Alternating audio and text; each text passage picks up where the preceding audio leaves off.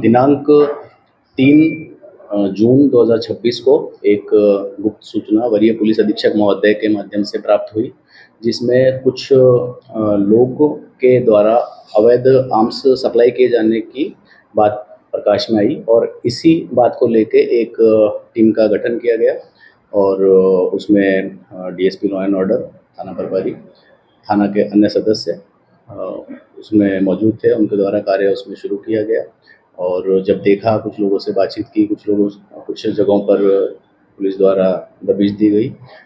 इसी क्रम में एक जो लिंकेज था, जो सूचना थी, उसको देखते हुए, वेरीफाई करते हुए 3-4 चीज़ों को एक साथ जब देखा गया तो कुछ एक जगह पता लगी कि जहाँ पर ये लोगों का होने की सूचना है और ये लोग जो इनके पास आर्म्स था उसे किसी और को देने वाले थे वहाँ पर, तो ये कार्य होने वाला था। तो उसी समय इन लोगों को पकड़ा गया। इसमें 2 लोग हैं, जो एक है जाहिद हुसैन उर्फ विक्की, जुगसलाई का रहने वाला है, और एक मोहम्मद रेहान हुसैन है, जुगसलाई क्षेत्र का। तो ये दोनों लोग पुलिस द्वारा पकड़े गए।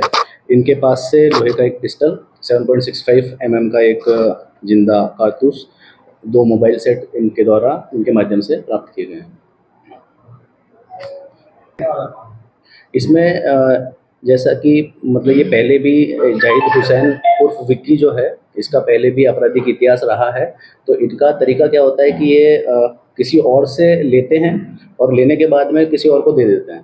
तो ये कई बार एक तरह से मिडिल मैन का कार्य करते हैं, ये मीडिएटर का। और इस बार भी जो ये विक्की है, विक्की के द्वारा दिया गया जो रेहान हुसैन को, और रेहान हुसैन हो सकता है उसको किसी और को देने वाला था। कई बार ये पैसे के लिए, कई बार ये स्वयं भी इस्तेमाल करते हैं। रेहान हुसैन का आपराधिक इतिहास अभी तक हमको नहीं पता चला है, लेकिन किस प्रकार का इन्वॉल्वमेंट है, क्या चीज़ है। कई बार हो सकता है कि ये किसी और चीज़ में शामिल रहा हो, उस गैंग का पार्ट रहा हो, क्योंकि ये जो बात निकल के आ रही है कि ये एक तरह से संगठित अपराध इन्होंने जो कारित किया है, और ये जो कोई गैंग्स होती है उसके मेंबर और उनके साथ में एसोसिएट के रूप में कार्य करते रहे हैं पहले से भी।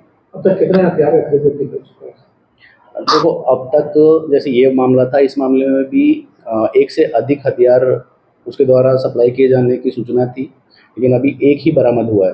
तो हो सकता है कि इसमें और बरामद हो, और पहले भी इस प्रकार के कार्य इनके द्वारा और भी कुछ लोग हैं, जिनके माध्यम से बहुत सारे लोग ऐसे हैं जो पहले से जेल में हैं, इसी तरीके का कार्य करते हुए वो पकड़ाए गए थे। तो पहले भी इन्होंने कई कुछ घटनाओं में अंजाम दिया है। अब कितना इनका सक्रिय इन्वॉल्वमेंट था, क्या था, वो एक बार जांच में होगा। हथियार जमशेदपुर से भी लेते थे और इसका बाहर कनेक्शन भी है। जैसे बिहार में मुंगेर जैसे है, वो एक तरह से आर्म्स का पूरा फैक्ट्री है, तो वो भी एक लिंक है। लेकिन उन चीज़ों पे एक बार बात करेंगे, एक बार पता करेंगे आगे, तो उस चीज़ में और कुछ चीज़ें सटीक रूप से निकल के आएंगी। डील कितने में हुई थी? देखो, इसमें अभी तो कितना 28,000 कुछ रुपए उसने दे दिए थे, लेकिन हमेशा वही 50, 60, 70,000, 68,000 में जैसे एक पहले डील हुई थी, ऐसा कुछ उसने बताया है। तो 50,000 से 70,000 के बीच में हर बार कुछ कुछ चीज़ें रहती थी। कुछ अमाउंट उसने दिया, नहीं दिया, वो तो मतलब पूरा एक ट्रांजेक्शन का पार्ट है, लेकिन वही 50,000, 60,000, 70,000 कितने में जाता था, कितने मिलता था? अब ये तो थोड़ी डिटेल की बातें हैं, ये पता लगेगा आगे। सटीक जाहिद हुसैन, देखो, जाहिद हुसैन के 4 मामले सिर्फ जुगसलाई थाना में दर्ज हैं, जिसमें 2023 का 1 है, 2024 के 2 हैं और 2025 का 1 है। हाँ, आर्म्स एक्ट और फायरिंग में ये गया हुआ है।